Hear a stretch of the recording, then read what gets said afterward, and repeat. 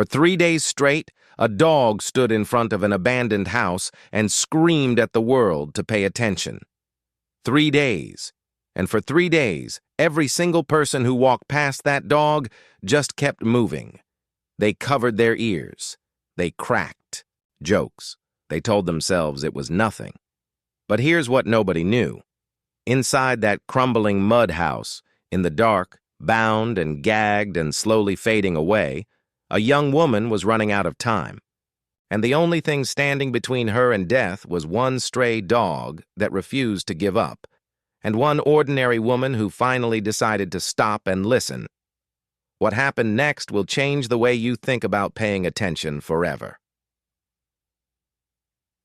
Let me take you to Umuokoro village on an ordinary Tuesday morning. The sun was still climbing. The road was doing what small-town roads do at that hour, slow, sleepy, unhurried. A few women walking to the stream with basins balanced on their heads. A man pushing a loaded wheelbarrow, a teenage boy dragging a goat that clearly had somewhere better to be. And then there was Adaora. She was on her way to work, a small printing shop in town where her boss, Mr. Onyataka, kept a little bell on his desk specifically to shame late employees. You walked in after hours, that bell rang, and he'd shake his head like a disappointed schoolteacher. So yeah, Adaora had every reason to keep moving. But she didn't. Because of the dog. It stood in front of the one building on that road that nobody talked about directly, but everybody avoided. The abandoned mud house, the one with cracked brown walls and missing sheets on the roof. The one with bushes growing so thick around the base they looked like hands trying to pull it underground. The one parents warned their kids about the way. You warn them about a hot stove, not because you can fully explain the danger, but because something in your gut just says stay away. The dog was losing its mind in front of that house. Not playful barking, not I see a cat barking. This was desperate, sharp, angry barking, the kind that sounds less like a noise and more like a message. Its ears stood straight up. Its front legs were stiff and locked. Its whole body pointed at that house like a compass needle locked onto north. And the thing that stopped Adaora cold? She'd been hearing this same dog at this same spot for 3 days. 3 days. The village had already weighed in with its verdict. Somebody at the market said maybe it spotted a snake. An old man declared it was probably a spirit. He said it with way too much enjoyment, honestly. A young guy just waved his hand and said the dog was being dramatic. Nobody stopped. Nobody asked questions. Life continued on schedule. But today, something about the sound was different. It wasn't just loud. It sounded like the dog was begging. Like it was saying, I have been out here for 3 days, and none of you will listen to me. And maybe that's exactly what it was saying. Adaora shifted her work bag on her shoulder, looked left, looked right, and took one slow step toward the house. The dog turned and looked directly at her, and for one brief, strange second, it stopped barking. That sudden silence hit her harder than the noise did. Her heart jumped into her throat. Hey, she said softly. To the dog, to herself, to whatever was happening, she wasn't really sure. The dog stared at her for one beat, then let out one single sharp bark. Not frantic, just firm. Like, come, now. Adaora's mouth went dry. She moved closer. The bushes scraped against the crumbling walls. The smell of old dust and dry leaves wrapped around her. A thin line of sweat appeared on her upper lip, even though the morning air was cool. She looked at the front window. No glass, just an open, dark rectangle with broken wood around the edges. The door was swollen shut, like it hadn't moved in years. She was about to turn around, convince herself she was overreacting, get to work before that bell rang. And then she heard it. It was so faint she thought for a second it came from inside her own head. A breath. Soft, broken, unsteady. Like someone trying to hold themselves together with the last few pieces they had left. Adaora didn't move. The dog barked again, and the sound covered it. But the moment the bark ended, there it was again. She leaned toward the window, put her ear as close as she could to the gap in the wood. The mud wall was cold against her cheek. She held her breath, and from inside the darkness, a whisper that barely held itself together. "Help me." Adaora's hand flew to her mouth. A scream pushed up from her chest, and she swallowed it back like something burning. She pressed closer. "Please." The voice came again, shaking, thin, like a thread pulled too tight. "Help." Now let's be real for a second, because I want you to feel the weight of this moment. This wasn't a movie set. There were no cameras, no backup, no guarantee of anything. The house had been abandoned for years. People had warned their children about it for decades. And Adaora's mind immediately started asking the questions that any rational person would ask. What if it's a trap? What if someone's trying to lure me in? What if I'm about to do something I can't undo? But that voice sounded like someone who had been crying for so long that the tears themselves had given up. It sounded real in a way that nothing fake ever sounds. Adaora pulled back from the window, turned to face the road, and she opened her mouth and called out with everything she had. "Somebody is inside. There is somebody inside this house." Her voice cracked on the first try. She took a breath and went again, louder, and this time the words carried down the road like a stone thrown into still water. "Help! People come! Somebody is inside!" And you know how villages work. Within 30 seconds, the road transformed. A woman with a basin on her head stopped cold. The man with the wheelbarrow changed direction.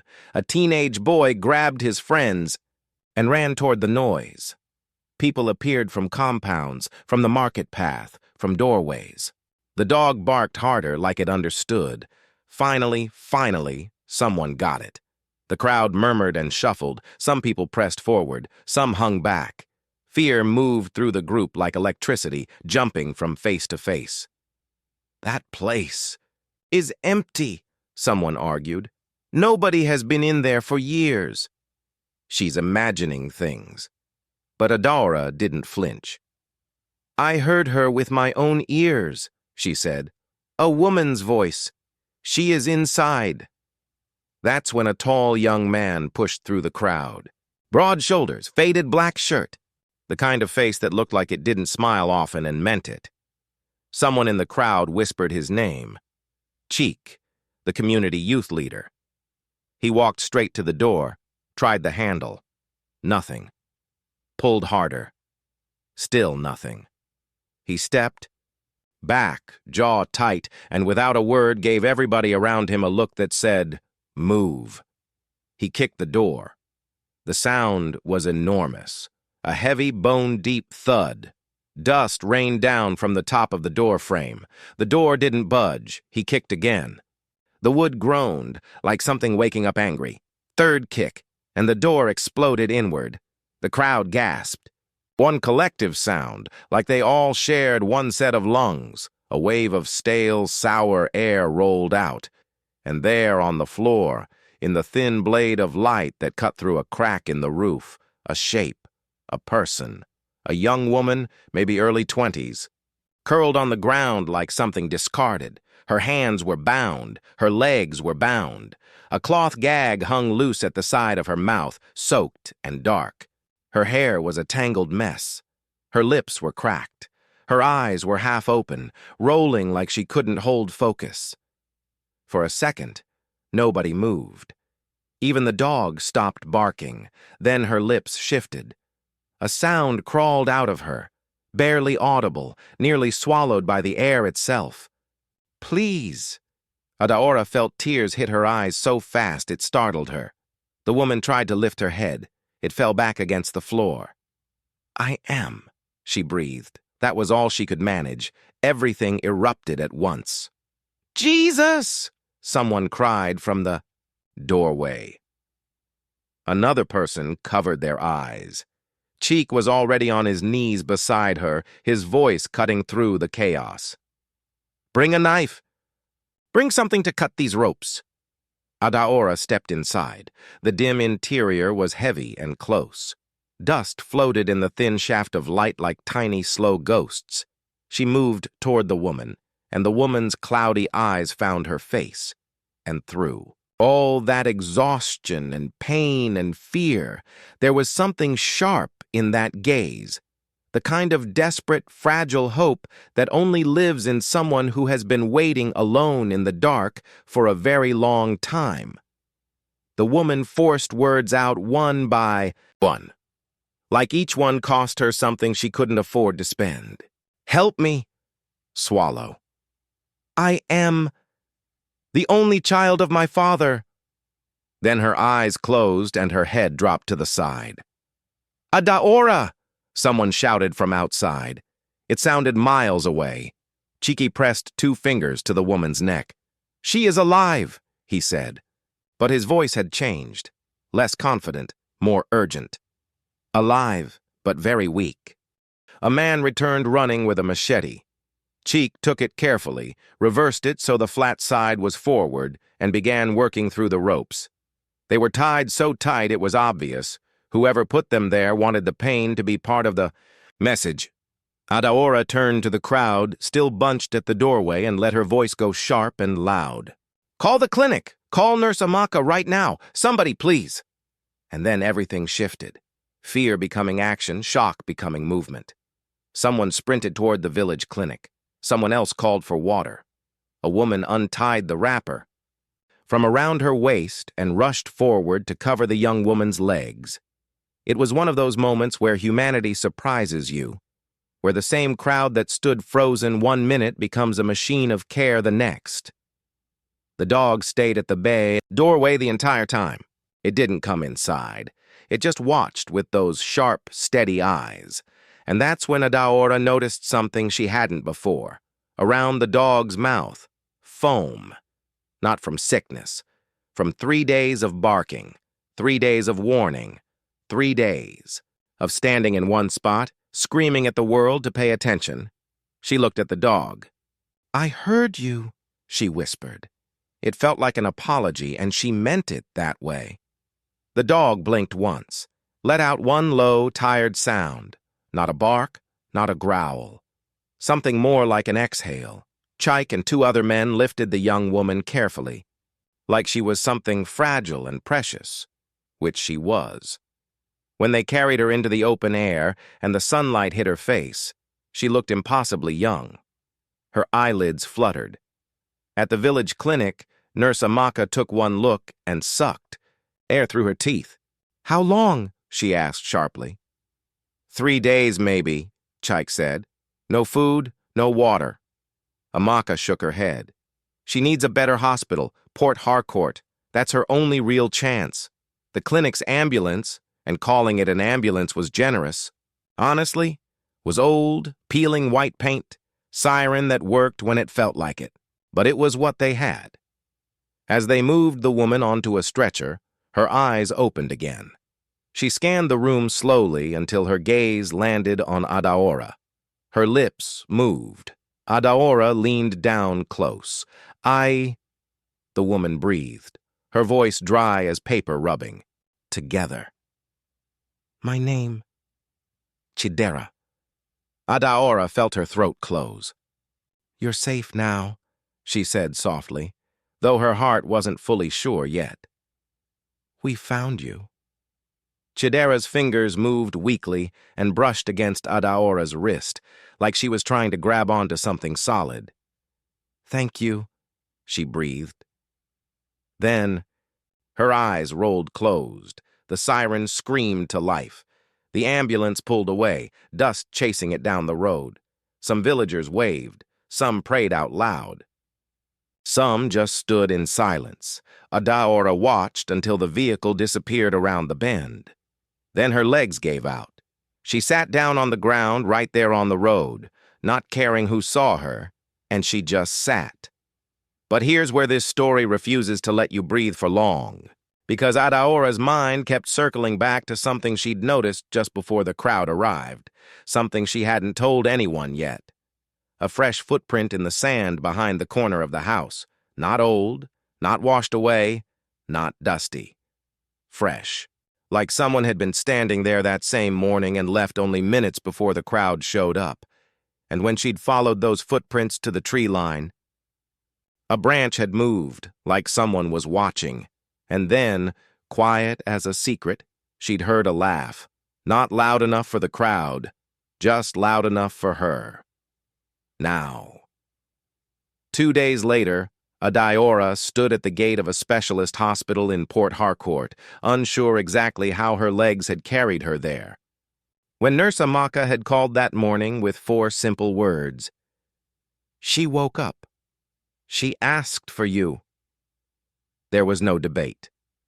Inside, Chidera was sitting up, cleaner, steadier, still carrying shadows in her eyes, but alive in a way that a few days ago wasn't guaranteed. When she saw Adaora walk through the door, her face changed, a small, real smile. "You came," Chidera said. "Of course," Adaora replied. Chidera reached for the phone on the bedside table, hand shaking. She dialed from memory. When the call connected, one word, "Daddy," then silence, then, "I'm alive. I'm in Port Harcourt. They found me." Her shoulders shook. "Someone saved me," she said into the phone. "A woman named Adaora." Adaora felt heat rush to her face and looked away. That afternoon, Chief Obiora arrived the way powerful men arrive, quietly, with everything speaking for him before he said a word. 2 black SUVs, men in suits, an energy that changed the air in a hallway. Tall, broad, silver at his temples, eyes sharp but completely broken at the corners. The moment he saw Chidera, he stopped being powerful. He became just a father. He crossed the room fast and pulled her into his arms and said, his voice fracturing, "I looked for you everywhere. Everywhere." After a long moment, Chidera turned. "Dad, that's her. Adaora." Chief Obiora walked toward Adaora and took her hand in both of his. "Thank you," he said. "I don't know how to repay you." "I just listened," Adaora said honestly. "The dog led me." The chief frowned. "Dog?" Chidera nodded. "A dog barked at the house for 3 days. She followed it." Chief Obiora's expression shifted. Something deeper moved behind his eyes. "Life speaks," he said quietly. "Most people don't listen." Later, in a quieter room, Chidera told her story. His name was Chidera, son of her father's business rival. He'd been pushing to date her for months. She'd said no. He hadn't accepted that answer, so he'd arranged men. They came at night, tied her, covered her mouth, and dumped her in that abandoned house. No food, no water, just darkness. Chief Obiora's jaw went tight as a locked door. 1 month later, Chidera was arrested. But here's what made everyone in that room go silent.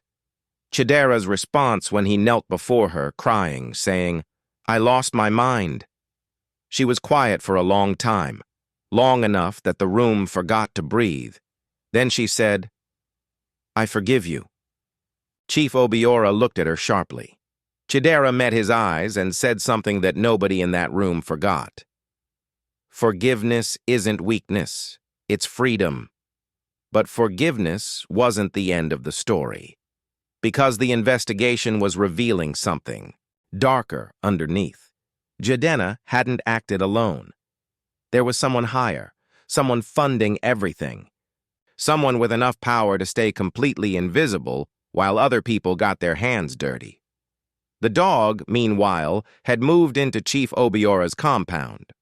But old habits don't die. Every morning just before sunrise, that dog walked to the gate and stood there, listening, like it had a job it hadn't finished yet. It turned out it was right. New missing person reports. Same pattern. And then one afternoon, a delivery truck stopped outside the compound gates and sat there too long. Too still. The driver didn't wave, didn't move. The dog's growl started low and climbed. "Stop that truck!" Adaora shouted. Guards moved instantly. The truck door burst open and a girl, young, shaking, terrified, jumped out and ran straight into the compound. She collapsed on the ground, sobbing. "They were taking me," she cried. "They said nobody listens anymore." Adaora dropped to her knees beside her. "But someone does," she whispered. The driver ran, didn't make it far, and as the guards brought him down, he kept screaming the same name over and over, the powerful man, the financier, the one who thought his walls and his money would keep him invisible forever. That name led to a warehouse, by the river outside Port Harcourt. No sirens on the approach, no lights, just a quiet team moving through darkness, with the dog pulling steadily at the leash, focused and certain. The smell hit them before anything else. Fear, sweat, old air.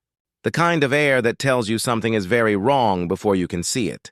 A sound, a cough, a weak sob. "There," Adaora whispered. 3 girls, alive, huddled together in the dark. When they saw the dog, one of them broke into tears. "They told us nobody would come," she whispered. "They said nobody listens." Adaora knelt in front of her. "We do," she said. The rescue turned chaotic fast, shouted orders, gunfire, chaos. Adaora pulled the nearest girl to the ground. The dog stood between them and the door, barking fiercely, not moving an inch.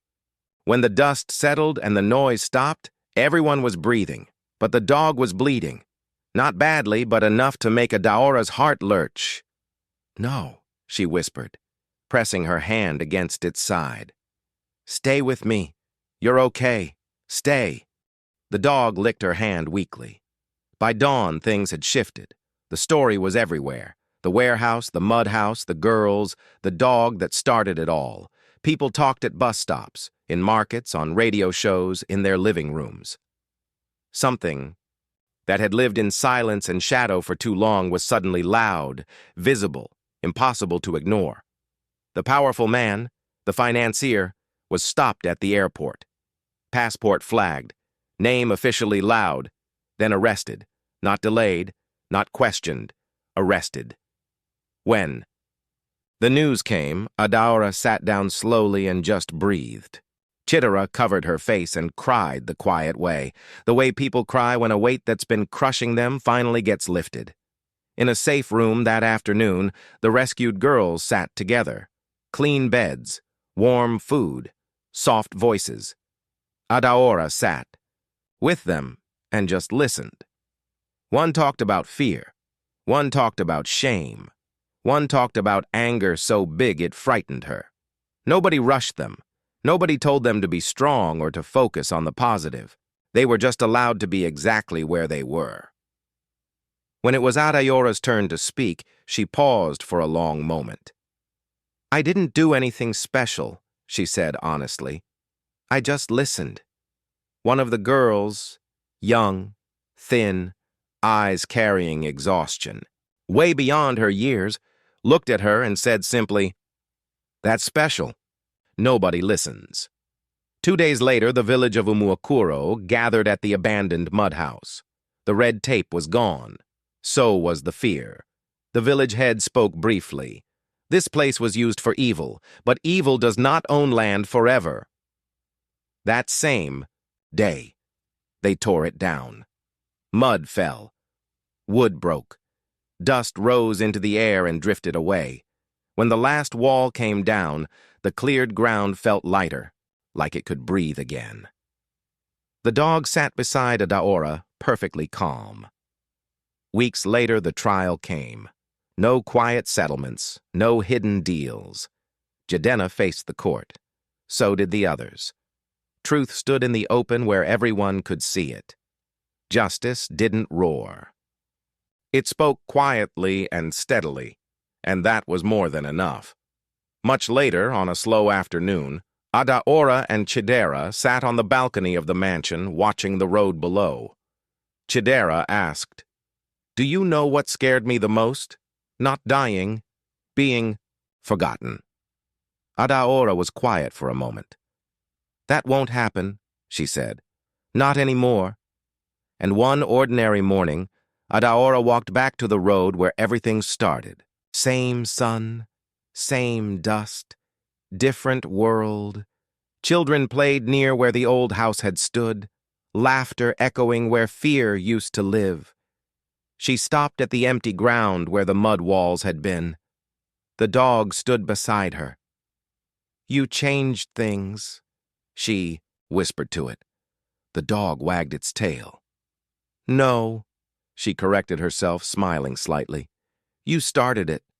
The dog barked once, not angry, not desperate, just present. Here's what I keep coming back to after this story. A dog barked for 3 days. 3 full days.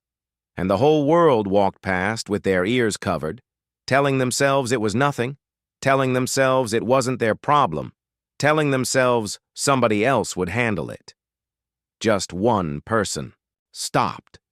And because one person stopped, a young woman is alive today. Because one person stopped, 3 more girls were found. Because one person decided that the inconvenient thing and the right thing were the same thing. A chain of events unfolded that no amount of money and power could put back in the box. Think about that. One ordinary woman, running late for work, who just stopped walking for 30 seconds and actually paid attention. How many things in your life are barking right now? People, situations, quiet signals that something isn't right, that you've been walking past because it's inconvenient, because it's not your lane, because you're too busy or too tired or too unsure what to do? I'm not saying every bark is a crisis, but some of them are. And the difference between those two things is worth 30 seconds of your time. Tell me in the comments. Have you ever had a moment where you almost walked past something and didn't? Or a time when you wish you had stopped but didn't? Those stories matter. Every single one of them. And if this one moved you, if it made you feel something real, if it reminded you that ordinary people do extraordinary things just by paying attention, please share this. Subscribe and join this community, because every week we bring you stories like this one. Stories about courage that doesn't announce itself, about choices that look small from the outside and change everything from the inside, about the kind of human beings we all have the capacity to become. Thank you for listening, all the way to the end. That matters more than you know. I'll see you in the next one.